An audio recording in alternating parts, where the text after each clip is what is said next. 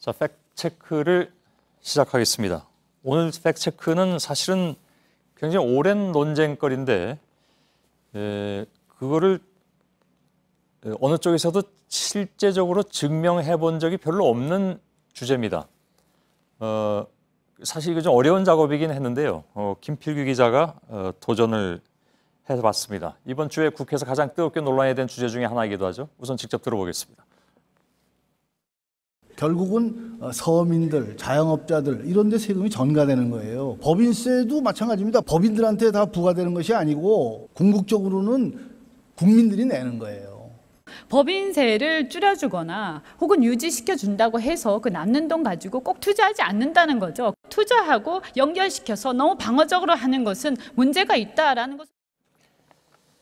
자, 제가 처음에 왜 이렇게 말씀드렸는지 금방 이제 아시겠죠. 법인세를 올려야 하느냐 말아야 하는 문제. 이거 참 오래된 전 정권부터 계속 나왔던 얘기입니다. 근데 이 문제는 어쩌면 이번 국회 내내 논란이 될 수 있는 주제입니다.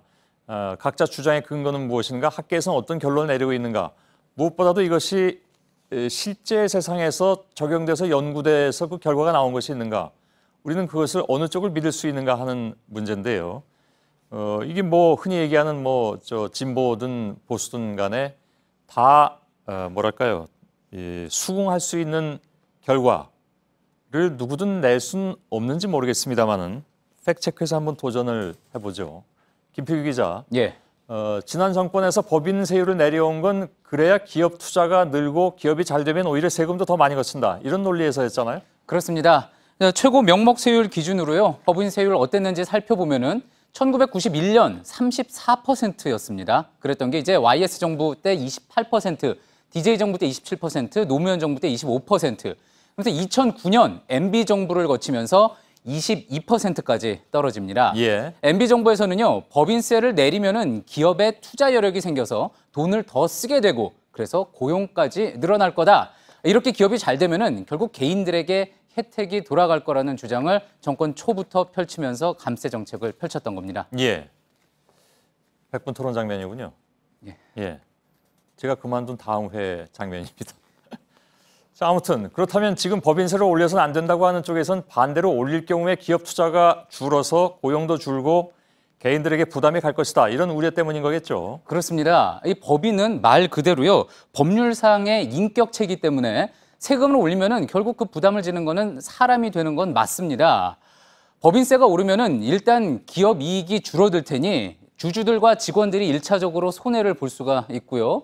그러면서 또 기업은 손해를 보지 않기 위해 제품 가격을 올리게 될 테니 소비자에게 또 부담이 커질 수가 있습니다. 예. 또 법인세 부담 때문에 기업들이 투자를 줄이고 해외로 눈을 돌린다면은 국내 고용도 악영향을 받게 될 테니까 결국 모든 부담을 개인들이 지게 된다는 거죠. 예. 하지만 문제는 이게 이론상으로는 그럴 수 있다는 것이지 실제로 입증된 거냐 하면 그렇지 않다는 점입니다. 그런가요? 그러니까 과거 정부 때부터 법인세율을 내렸는데 기업의 투자나 고용은 예상했던 방향으로 가진 않았다 이런 얘기인가요? 그렇습니다.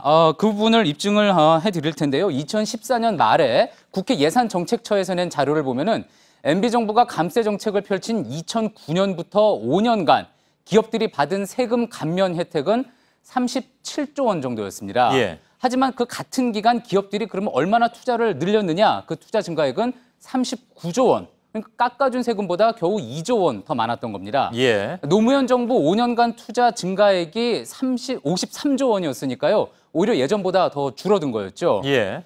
이와 함께 또 짚어볼게요. 나라 전체가 번 돈이 한 해 동안 번 돈이 누구에게 갔는지 볼 수 있는 지표가 국민 총소득 GNI 구성비인데요. 이걸 보면은 2000년만 해도 기업에 간 게 18%, 가계에 간 게 68%였지만 MB 정부 기간 동안 기업 몫이 25%로 늘어난 반면 개인은 61%로 줄었습니다. 예. 그러니 기업의 세금을 낮춰주면서 당초 기대했던 효과는 실증적으로 나타나지 않았던 거죠. 예. 근데 그 사이에 뭐 다른 변인들이 있지 않았습니까? 그러니까 예. 지금 얘기한 거를 수치로만 이렇게 보면 그렇지만 다른 게 뭐 이유가 없었을까를 생각해 보면 그 사이에 우선 금융위기가 있었습니다. 예. 그 2008년. 그렇습니다. 예. 예상치 않게 경제 사정이 너무 안 좋아져서 그랬다고 볼 수도 있는 거 아닙니까? 예, 그럴 수는 있습니다. 하지만 그러면은 지난 10년간, 지난 몇 년간 말고 다른 기간을 따져봤을 때도 법인세 효과에 대한 어떤 실증적인 학문적인 결과가 있었느냐 하면은요. 지금 쭉 보시는 것처럼 법인세가 기업 활동이나 경제 영향에 어떤 영향을 미치는지에 대한 실증적인 답, 연구 결과는 없다. 이와 관련해서는 논란의 여지가 여전히 있다는 게 많은 국내 경제학자들의 이야기였습니다. 예. 미국에서도요, 이에 대해서는 관심이 많아서 연구가 많이 진행이 돼 있는데 이렇습니다.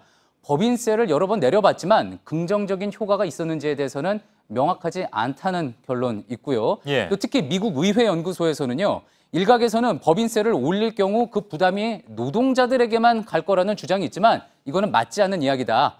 오히려 그럴 경우 더 부담을 지게 되는 건 기업가들이라는 분석을 내놓은 적도 있습니다. 예. 그렇다면 결국 이제 법인세를 올리거나 내렸을 때 기업이나 경제에 어떤 영향을 받느냐 하는 예. 이런 것에 대해서는 말 그대로 이제 실제적으로 실증적으로 밝혀진 바가 없다 이런 얘기입니까? 그렇습니다. 그 부분에 대해서는 대부분 동의를 하는 바고요. 예. 그럼에도 이제 현재까지 정부의 입장을 보면은 법인세 올리는 것은 투자를 더욱 감소시킬 위험이 있다. 이번 대정부 질문에서 유일호 부총리가 한 이야기였죠. 예. 법인세를 인상하면 국민에게 부담이 간다. 황교안 총리의 이야기처럼 이렇게 단정을 짓고 있는데요.